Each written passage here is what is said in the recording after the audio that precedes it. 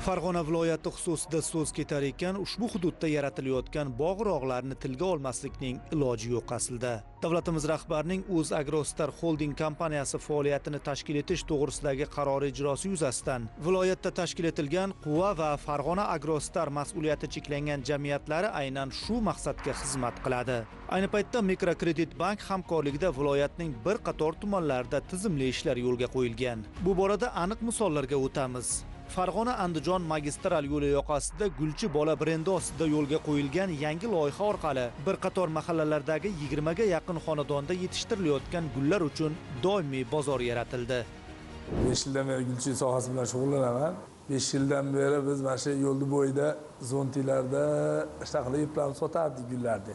Ovoragarchilik bizda juda ko'p edi hozir. Uyga olib kelasiz kechqurun, ertaman qaytarib olib, ertaman ochguncha soat 11, olib kelguncha kechqurun soat 10. Yog'ingarchilik kunlari qiyin bo'lardi. Yaxshi bir yil prezidentimiz qarori, mana shu Agrostar Mikrokredit banklar yordamida mana shu do'konlar qurib oldik. Mana shu do'kon qurildi, bizga o'ta zo'r bo'ldi. Ancha klientlarimiz oshib ketdi. Hozir yetkazib berish xizmatlarini ham yo'lga qo'ydik. Endi bitta oilani muhim bir ishi bo'ldi. Tadbirkor sifatida o'zim brendimni yaratdim-da, mana oldin misol yo'lda bo'yida tursak, avtomobillar, mashinalar o'tgandan keyin iloji gullarimiz ham chang bo'lardi. Hozir shu ochilgan holati qanday zo'r bo'lsa, shu holatda turibdi. Mikrokredit bank va Quva Agrostar mas'uliyati cheklangan jamiyati hamkorligida eksport yo'nalishida ham salmoqli natijalarga erishilyapti. Hozirda milliy brend ostidagi mahsulotlarimiz jahon bozorida o'zining mustahkam o'rniga ega.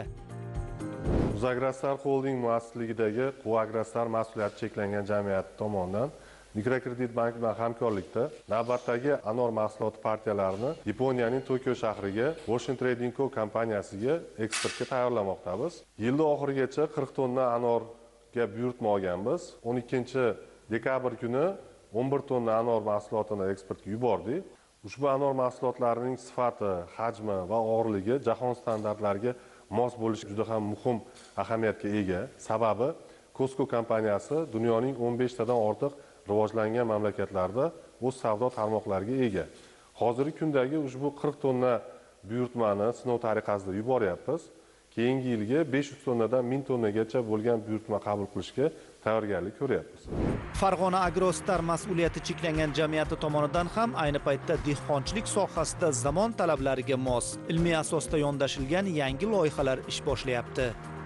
Do'stlik MFI hududida tomorqa maktabini tashkil qildik. Bu yerda tanlab olishimizdan maqsadimiz tumanimizning eng katta bog'lari, eng katta o'rikzorlarimiz aynan shu hududga to'g'ri keladi. Aksariyat aholi bog'dorchilik bilan shug'ullanadi. Hozirgi kunda 350 dan oshiq fermer dehqon xo'jaliklari hamda tomorqa yer egalarini qamrab oldik. Bu yerda malakali agronom olimlar dars berib kelmoqda. Turkiya davlatidan ham shu soha bo'yicha kuchli mutaxassis agronomlarni ham jalb qilganmiz. Biz dars jarayonlarimizni nafaqat muntazam tashkil qilish, balki buni takomillashtirib borishni ham reja qilganmiz. Xususan 2026-yilda Yevropaning agronom olimlarini ham jalb qilish niyatidamiz. Hozirda bu bo'yicha kelishuvlarga erishdik. Kelgusi 26-yilda 1000 dan ortiq fuqaroni tomorqa maktabimizda o'qitishni reja qilyapmiz. Hududlarda O'zagrostar Holding va Mikrokredit bank hamkorligida tashkil etilayotgan loyihalar avvalo oilalar farovonligi uchun xizmat qilmoqda.